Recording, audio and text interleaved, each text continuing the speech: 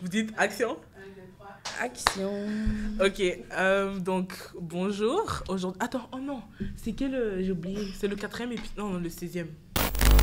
Bonjour à tous. Aujourd'hui, on se retrouve dans le sixième et malheureusement dernier épisode du podcast Trait d'Union où nous parlons principalement d'immigration et de santé mentale. Donc moi, je suis Manuela. Normalement, je suis accompagnée de ma collègue Ginny, mais elle n'est pas présente. Donc aujourd'hui, nous avons l'honneur de recevoir Madoussou Fofana. Je vais la laisser se présenter. Moi, je suis juriste, politologue. C'est comme ça que je me définis le mieux. Je suis issue d'un double parcours de droit et de sciences politiques. En ce moment, je coordonne le CALDA, qui est le comité d'accueil local pour les personnes demandant l'asile. Et je suis aussi en train de faire un doctorat, justement, en droit, qui a pour champ de recherche essentiel les personnes demandant l'asile, victimes de trafic ou de traite. D'accord. Donc, c'est un peu ça. Ah, ok. Intéressant. Donc, du coup, moi, la première question que j'aimerais te poser, c'est qu'est-ce qui t'a amené à t'intéresser aux droits et aux droits humains? Aux droits humains. Qu'est-ce qui m'a amené à m'intéresser aux droits humains et l'injustice? Exactement. Faut savoir que je suis quelqu'un qui suis malheureusement très sensible, un peu trop sensible pour ce monde, d'ailleurs, mais très sensible à l'injustice. Et de voir autant d'injustice envers des personnes qui parfois recherchent un avenir meilleur en venant dans des pays ou simplement en demandant l'asile, de voir le traitement qui leur est réservé, que ce soit par les lois, par les gouvernements ou même par la population, j'ai vu en ça une grande injustice. Donc c'est comme ça que j'ai commencé par m'intéresser au droit. Mais je dois dire, pour la petite anecdote, mon premier véritable contact avec le droit, je ne travaillais même pas encore sur les demandes d'asile, sur les personnes qui migraient. J'ai fait mon premier master, je travaillais sur les coups et blessures volontaires. J'analysais les cas de légitime défense. Parce que j'estimais que dans les tribunaux, il y avait beaucoup de cas de légitime défense qui étaient qualifiés de cas de coups et blessures volontaires, ce qui faisait que la victime était jugée avec la même rigueur que le coupable de l'acte. Parce que quand on parle de coups et blessures volontaires, on parle de réciprocité de violence.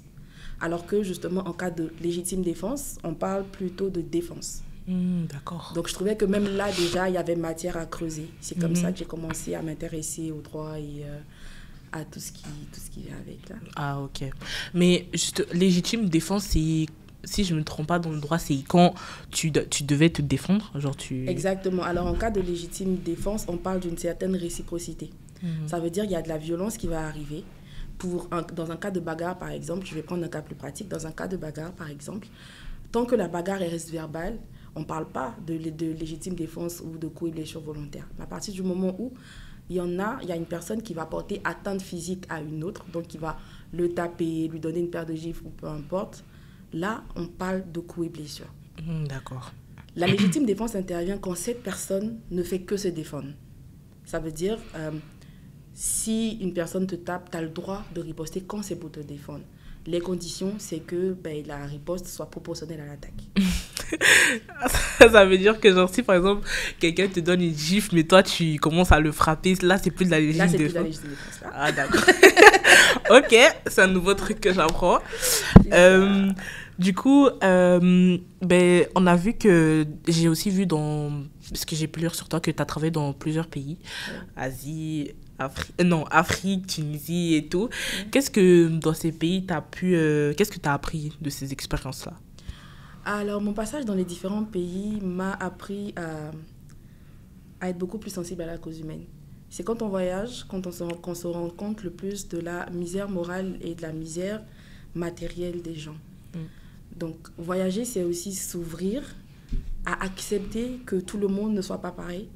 Premièrement, à accepter qu'on ne vit pas tous les mêmes réalités et à comprendre les réalités de ces personnes-là. Quand on reste dans un environnement dans lequel on est né, on a grandi, on a l'esprit très fermé, je trouve. C'est en voyageant qu'on apprend à comprendre l'autre, à comprendre aussi les cultures des autres. Moi, il y a des nationalités que je n'avais pas du tout côtoyées quand j'étais dans mon pays. Il faut savoir que moi, je viens de la Côte d'Ivoire, c'est un pays d'Afrique de l'Ouest. Et je ne savais rien d'Afrique de l'Est, d'Afrique du Centre et tout. Moi, quand je suis arrivée en Tunisie, ma première colocation, c'était avec des Gabonais, des Camerounais. Et je découvrais leur culture, puis je trouvais que c'était une belle culture. Donc, voyager, c'est apprendre. Voyager, c'est découvrir, mais voyager, c'est aussi se découvrir. Il y a des parties de ma personnalité que j'ai découvert lorsque j'ai quitté mon pays. Et du coup, ça t'a ouvert les yeux sur le monde, on va dire. Bien sûr, totalement. D'accord. Ok. Alors, comme autre question que j'ai, c'est est-ce que, je suppose que c'est quoi les difficultés que tu as rencontrées dans ton cheminement académique ou professionnel? Waouh.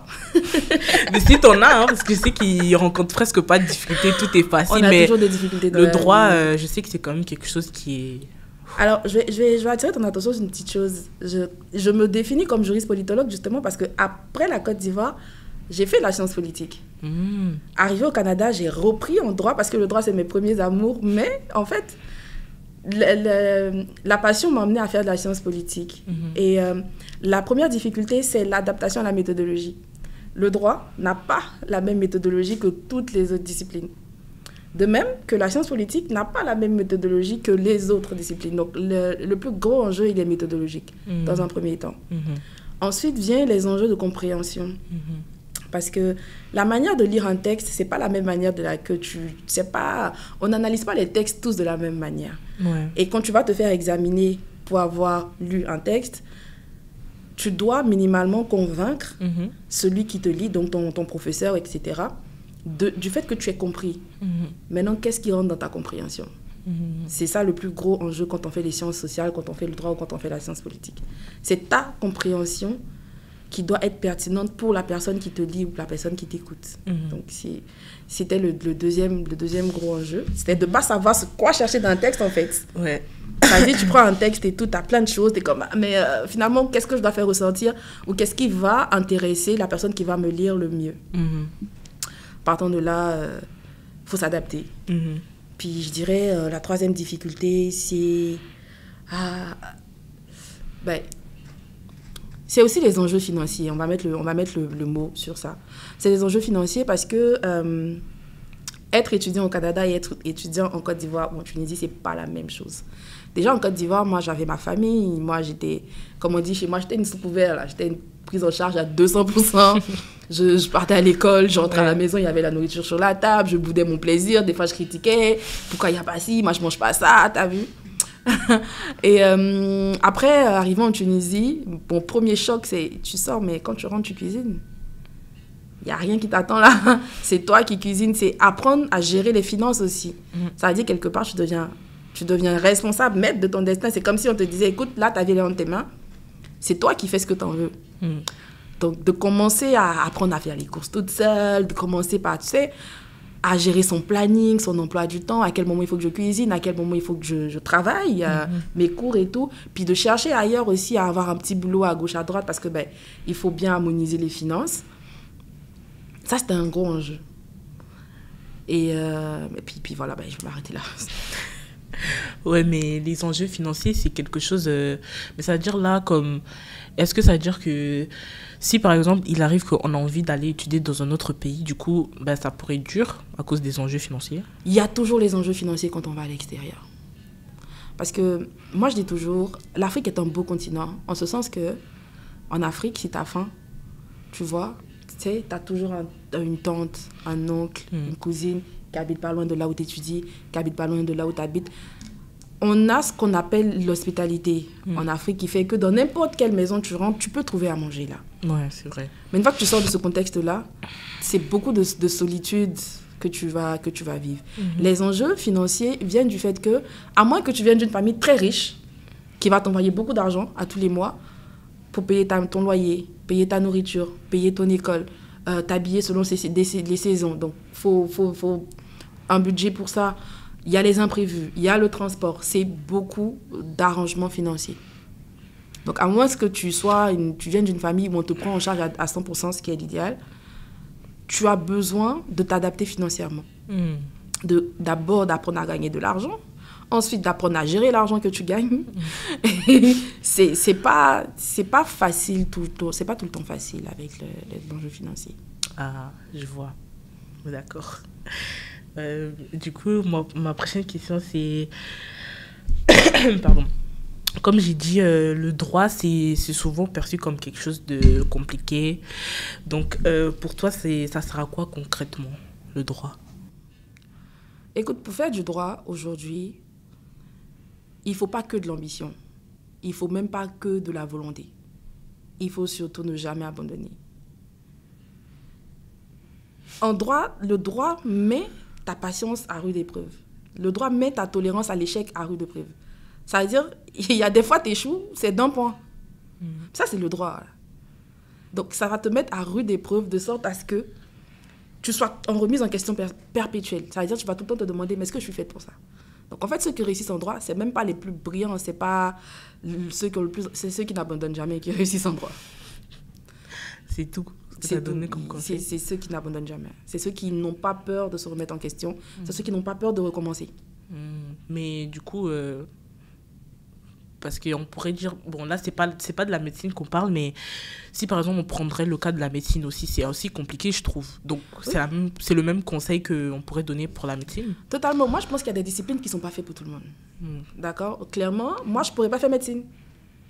La première raison c'est que je déteste le sang, ou je déteste même le voir. La deuxième raison c'est que je suis trop sensible, je l'ai dit tantôt, je suis trop sensible. Ce serait un travail, franchement, qui me mettrait dans un asile psychiatrique parce que je ne serais pas capable. Donc, moi, je pense effectivement qu'il y a des disciplines qui ne sont pas faites. Attention, je ne dis pas que... Je suis convaincue que tous en nous, on a quelque chose de particulier, que ce soit pour une discipline particulière ou on a tous un don particulier, on a quelque chose qui est en nous, qu'on réussit plus facilement que les autres. Est-ce que c'est quelque chose qu'on peut mobiliser pour toutes les disciplines? Non. Est-ce que les lois protègent vraiment les plus vulnérables ou est-ce qu'elles sont parfois... Est-ce qu'elles peuvent parfois les exclure? Les plus vulnérables. Alors, ta question, c'est est-ce que les lois protègent vraiment les plus vulnérables ou est-ce que parfois c'est ces lois-là qui les excluent? Les deux. Les deux, dépendamment du contexte, dépendamment... Il faut savoir que les relations internationales ou le droit ou peu importe sont faits de sorte à laisser une certaine liberté aux États. Et il ne faut pas oublier que ces États-là sont gouvernés par des individus. Lorsqu'un individu change de pouvoir, lorsqu'un État change de président ou peu importe, des fois, on voit le changement dans la manière dont les lois qui vont en découdre ou qui vont suivre ces changements-là impactent les gens. Si à la tête d'un État, je vais le dire dans des mots plus simples, si à la tête d'un État, on a un raciste, un fasciste, les lois qui vont arriver pendant son mandat seront des lois racistes. Donc, dépendamment de l'individu qui se trouve en face, qui dirige un pays, il y a des lois qui vont arriver, qui vont soit exclure ou soit inclure le plus de personnes possible. Donc, en ce sens-là, je dirais que les lois, le droit en soi a les deux facettes. Malheureusement, c'est une discipline qui est manipulée à mauvais escient par les personnes ayant de mauvaises intentions. Le fait qu'on décide de laisser aux États le choix de prendre des décisions, c'est quelque chose de totalement normal. On ne peut pas vivre dans un pays où ce serait une communauté internationale qui décide pour chaque État. Ça ne pourrait pas marcher, on s'entend. Mais est-ce que par derrière, on s'assure d'avoir à la tête de ces États des personnes qui sont résolument tournées vers l'inclusion et l'acceptation des autres? C'est ça, pour moi, le plus gros enjeu du droit aujourd'hui, c'est ça. Ah, ok. Donc, en gros, on ne pourra jamais être 100% protégé par les lois. Encore une fois, ça dépend de qui édicte ces lois-là. Ça reste que c'est subjectif. C'est ça que je vais expliquer. Ah, d'accord. Ok. Donc, selon toi, en quoi les perceptions des migrations changent-elles d'un pays à un autre? Ça va rejoindre un peu la question que tu viens de me poser. La perception de l'immigration va changer d'un pays à un autre en fonction des mots qu'on va mettre sur l'immigration. Et quand je dis mots, ce n'est pas M-O-T-S, c'est M-A-U-X. Donc, des problèmes qui vont être liés à l'immigration dans le pays ou des problèmes qu'on va inventer sur l'immigration dans ce pays en question. D'accord? Je vais m'expliquer pour être plus clair. Il faut savoir que l'être humain en soi est un être migratoire. D'accord? Les êtres humains ont migré depuis la nuit des temps, depuis la création. Ouais. Il y a quelques années, des archéologues ont découvert dans des fouilles que l'humanité est née en Afrique. Que le premier être humain est né en Afrique, des ossements ont été retrouvés, ça a même été baptisé, etc. Ouais. À ton avis, si l'être humain, si l'humanité a commencé en Afrique, comment est-ce qu'on est tous là? Pourquoi est-ce que le monde entier aujourd'hui est peuplé? C'est parce que les êtres humains ont bougé. La migration, ce n'est que de se déplacer, en fait. Tous les problèmes qui sont arrivés après, c'est des problèmes que les hommes ont rajoutés à la migration pour des raisons parfois totalement égoïstes. Alors, les êtres humains ont migré pour des raisons de climat.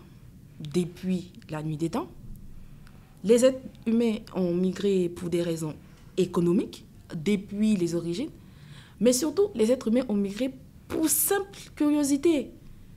Ils sont arrivés dans un environnement, ils ont vu de l'eau, ils ont vu de la terre, ils ont vu des arbres, ils ont vu tout ce que tu veux. Puis ils se sont dit, mais si nous on a ça, peut-être que si on marche pour aller devant, il y a autre chose.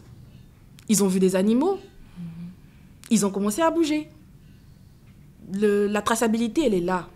À chaque fois que les êtres humains ont bougé, ils ont laissé des traces. C'est de l'art, parfois. On va retrouver des hiéroglyphes quelque part, on va retrouver des dessins qui ont du sens quelque part, qui vont prouver que l'humain est passé par là.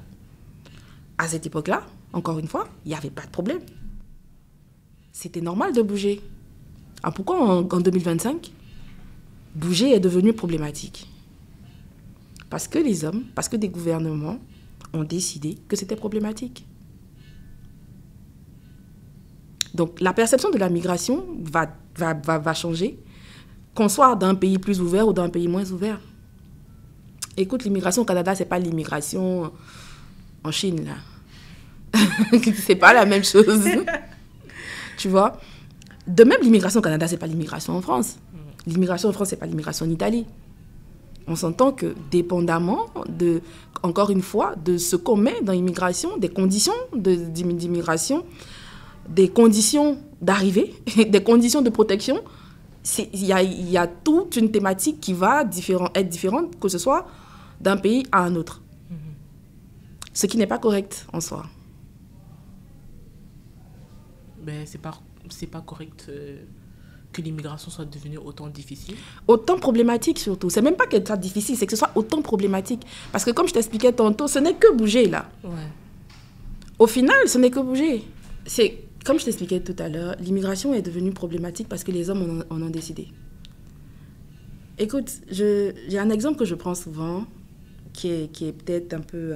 qui est moins drôle, parce que depuis tout à l'heure, mais tu vas comprendre. Quand les Occidentaux ont migré en Afrique pour la première fois, il n'y avait aucune loi qui leur interdisait ça. Quand il y a eu l'esclavage, il n'y avait aucune loi. Quand il y a eu la traite des Noirs, il n'y avait aucune loi. Quand il y a eu le commerce triangulaire, il n'y avait rien là. Personne ne leur a dit non, vous n'avez pas le droit, non, il faut signer des traités, non, il faut un visa de 5 ans, 10 ans. Il n'y avait rien du tout. Ça a duré des centaines d'années, l'esclavage. Ça a duré longtemps. Quand l'immigration se passe dans un sens, ça veut dire quand c'est les Occidentaux qui arrivent en Afrique, c'est problématique. Quand c'est les Occidentaux qui arrivent en Afrique, c'est pas problématique. Par contre, quand c'est des Africains qui arrivent en Occident, c'est problématique. C'est une mauvaise appréciation du mouvement. Et est-ce que tu penses que ça changera, jour ou pas? Ou on est loin du changement, ou on est proche? D'habitude, dans ma vie, je suis très optimiste. Mais pas aujourd'hui. Pas concernant ça, parce que je pense que malheureusement, on est en train de reproduire des schémas, bien qu'étant toxiques. Il y a des gens qui ont décidé de pérenniser ces schémas-là. Et ça reste toxique de même. Écoute, je t'ai dit tantôt que bouger, ça fait partie de la nature humaine. Donc migrer, c'est humain. Quand on a décidé d'interdire à une couche de la population mondiale d'immigrer, qu'est-ce qu'ils ont fait? Ils ont pris des chemins interdits. Des chemins périlleux. Des chemins qui... Écoute, même au plus profond de ton désespoir, tu n'oses pas emprunter. Mais ils l'ont emprunté de même, tu sais pourquoi? Parce que la nature humaine a horreur de ça. Un mouvement qui est naturel, quand on décide de le rendre problématique, la nature va toujours prendre le dessus. Des fois, les personnes qui migrent soit en passant par les mers ou par l'Amazonie, ou peu importe, écoute, ce n'est pas les personnes les plus désespérées là. Parce que ça prend de l'argent. De payer un passeur, ça prend de l'argent. De faire la traversée, ça prend de l'argent. Tu comprends? Même de monter sur un bateau pour traverser la Méditerranée, par exemple, ça prend des sous. Ils décident d'investir là-dedans juste parce qu'on les empêche de faire quelque chose qui est normal. Donc, tant qu'il y aura ces barrières qui ne sont pas justifiées, on a amplifié le problème de l'immigration, c'est grave. On a amplifié le problème de l'immigration. Mais surtout de l'immigration, je vais le dire encore, quand ça vient de l'Afrique, ça a été amplifié. Il faut savoir que la plus grosse vague d'immigration, elle est interafricaine. Les gens migrent le plus dans le continent africain, entre les pays africains, que de l'Afrique à l'Europe ou de l'Afrique en Amérique ou peu importe. Mais on nous fait croire aujourd'hui ici que les migrants arrivent par milliers, par dizaines et qu'ils viennent, ils pillent, ils volent, ils prennent le boulot, ils font... C'est pas vrai. C'est pas comme ça. C'est pas ça l'immigration en vérité. On a amplifié le problème. Je te prends encore un exemple. Quand il y a eu la crise en Ukraine, est-ce que tu as vu l'accueil qui a été réservé aux Ukrainiens? Ça veut dire qu'il y a la place. Ça veut dire qu'il y a les ressources. C'est juste que vous n'êtes pas la cible. Et c'est cette injustice-là qui pousse les gens à faire comme ils font pour arriver où ils veulent arriver. Du coup, est-ce que tu peux nous parler du CALDA? Oui, totalement. Alors, le CALDA, c'est le comité d'accueil local pour les personnes demandant l'asile. C'est une concertation qui réunit aujourd'hui 21 organismes qui travaillent en aide à la population migrante sans statut, à statut précaire, notamment les personnes en demande d'asile. Concrètement, qu'est-ce qu'on fait? Qu'est-ce que ces organisations-là font? C'est des organismes qui vont aider ces populations pour le logement, pour le travail, par exemple, apprendre à quelqu'un qui vient d'arriver comment un CV type canadien doit se présenter, apprendre à quelqu'un qui vient d'arriver quels sont les canaux pour chercher et trouver de l'emploi. Ils vont aussi les aider avec tout ce qui est aspect juridique. Comment monter un dossier, comment préparer sa demande d'asile, comment préparer les interviews, etc. Ils font du logement, donc ils les aident au logement dans le sens où il y en a qui font de l'hébergement. Je pense au Prida, par exemple, qui, eux, ils vont héberger les personnes qui arrivent et qui n'ont pas là où rester. Donc, c'est des hébergements ponctuels, etc. Et qui donnent aussi des formations comme pour des gens qui viennent d'arriver. Écoutez, vous arrivez dans un nouveau pays, voici les réalités, voici les ressources que la communauté ou le quartier a à disposition pour vous aider, etc. Il y en a aussi qui travaillent en santé mentale. Il y a le centre psychologie de Gouin-Ouest, auquel je pense. Donc, c'est vraiment varié. Tous ces services-là sont mis à la disposition des personnes nouvellement arrivées à statut précaire, même sans statut ou en attente d'une décision d'asile. Voilà. D'accord. Du coup, vous vous occupez que des demandeurs d'asile? Pas que. C'est pour ça qu'on essaie à statut précaire ou sans statut. À statut précaire, qu'est-ce qu'on met dans statut précaire? Aujourd'hui, malheureusement, au Canada, un étudiant international, c'est un statut précaire. Ouais. Parce que les lois changent à tout va et que, justement, non, mais je dis ça pour rigoler, mais à statut précaire, tu sais, c'est des personnes qui n'ont pas, tout simplement, qui ne savent pas dans quel statut, on ne sait pas dans quel statut les situer. Ils n'ont pas le droit de faire des demandes d'asile ou ils ont été refusés de leur demande d'asile. Donc, ils restent quand même, mais on ne sait pas trop comment les orienter. Ils ne savent pas trop les ressources auxquelles ils ont droit. Sans statut, c'est des personnes qui... je vais te prendre un exemple type, par exemple, qui arrivent avec un visa touriste, puis le visa est expiré, puis ils sont restés de même. Donc, ils sont sans statut. Ils n'ont pas fait de demande d'asile, ils ne sont pas inscrits dans une université, ils n'ont pas de statut légal au Canada. Du coup, vous vous occupez d'eux aussi? Exactement. Mais tous les services qui sont là vont être mis à leur disposition d'eux-mêmes, là, pour que, justement, il y a les services juridiques qui vont les orienter, quel genre de demande vous pouvez faire pour régulariser votre situation, à quoi vous devez vous attendre, etc. Souvent, c'est des services, malheureusement, pour des besoins élémentaires, la nourriture, par exemple. Il y a des jours où ils reçoivent des personnes qui viennent chercher les bacs alimentaires, comme on les appelle les paniers alimentaires, etc. Souvent, c'est pour des besoins en santé parce qu'ils n'ont pas la RAMQ. Donc, c'est vraiment tout ça que ces organismes-là font. Et nous, au CALDA, notre objectif, on a un slogan, c'est vraiment une solution concertée pour accueillir dignement. Donc, ce qu'on va faire, c'est quand il y a un problème dans le quartier, dans le Calda, dans Bordeaux quartier-ville ou Antique au quartier, on va réunir ces organismes-là pour essayer de trouver des solutions ensemble. Parce que c'est des problématiques qui vont toucher l'ensemble de ces organismes-là. Donc, c'est de les réunir autour de la table, c'est de discuter de solutions concertées, justement. Qu'est-ce qu'on met en place comme aide, qu'est-ce qu'on met en place comme soutien dans l'urgence pour pallier à des problèmes qui émergent dans le quartier. D'accord, intéressant. Ok, du coup, je voulais aussi vous demander, vous avez dit que vous êtes candidate pour le doctorat. Du coup, ça fait quoi le sentiment d'être rendu à le plus haut niveau scolaire? Parce qu'après, il n'y en a plus du tout.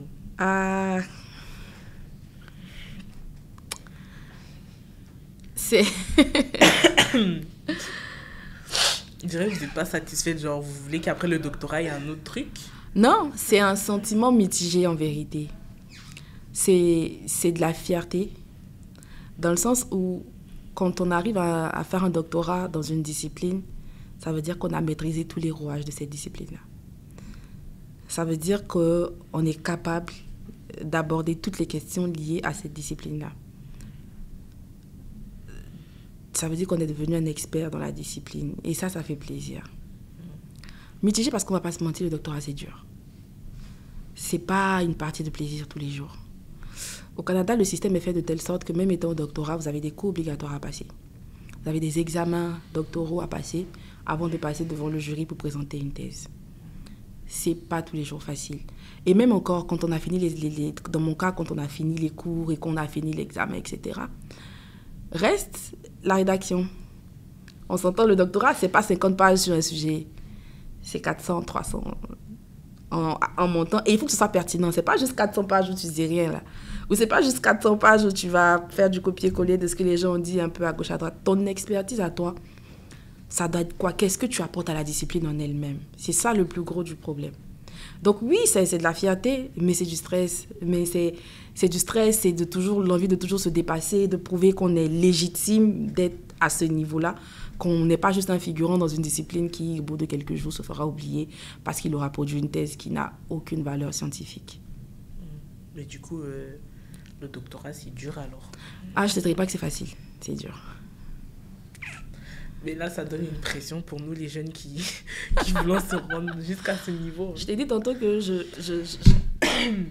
même le droit est difficile, donc imagine un doctorat en droit. C'est vrai. Mais ce n'est pas pour vous mettre la pression. Moi, je pars du principe que quand on veut, on peut. C'est absolument pas pour vous mettre la pression. Je pars du principe aussi que pour tous les choix qu'on fait dans la vie, il faut s'assurer de 3 choses. Est-ce que c'est quelque chose de pertinent pour soi-même? C'est quelque chose qui te rend heureux de faire. Si tu n'es pas content de faire quelque chose, tu ne le fais pas. Tu ne fais pas le droit parce que tu veux faire plaisir à quelqu'un. Tu vas échouer. Parce qu'il n'y aura pas tu n'auras pas la poigne là, tu n'auras pas la niaque, tu ne pourras pas continuer. À chaque fois que tu auras un échec, tu vas t'arrêter. Parce que ce n'est pas quelque chose que tu fais pour toi. Première chose. Deuxième chose, c'est la faisabilité. Tu ne peux pas être nul en maths comme moi et puis aller t'inscrire à un doctorat pour faire de la science physique ou pour faire un doctorat en maths appliquées. Tu vas échouer. Moi, je le dis souvent en rigolant, je n'ai pas les bases en maths là, je ne sais pas calculer.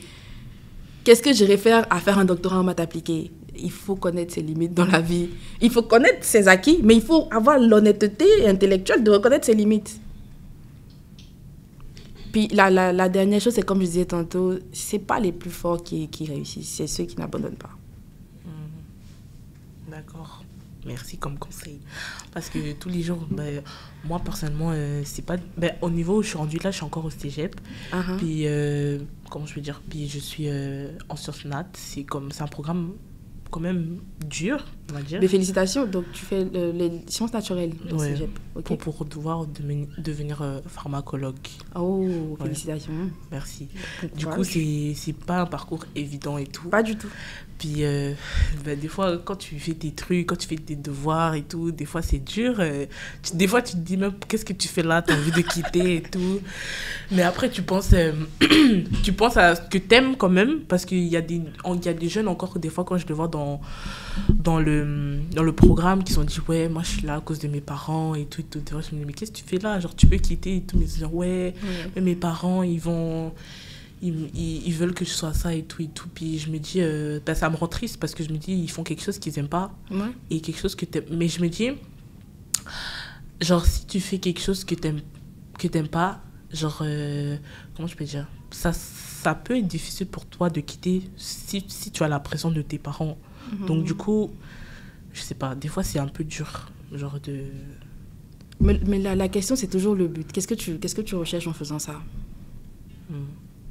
Qu'est-ce que tu recherches? Est-ce que si toi tu m'as dit tu le fais c'est pour travailler en pharmacie ou être voilà. La question que je te pose c'est est-ce que travailler en pharmacie ça va me rendre heureuse? Moi je pense qu'on a tous un but ultime dans la vie, c'est le bonheur. Maintenant chacun met ce qu'il veut dans le bonheur. Le bonheur c'est un panier vide là. Chacun met ce qu'il veut dans le bonheur. C'est ça qui constitue son bonheur à lui. Donc, dans tout ce que tu fais, tu cherches... Le but final, c'est quoi? Qu'est-ce que tu recherches? C'est le bonheur? Ok. Est-ce que faire ces études-là, ça va me rendre heureux demain? Oui, non. Si la réponse n'est pas claire, c'est que tu n'es pas sur le bon chemin. Là. C'est ça. C'est vrai. Mais bon, après, je pense que...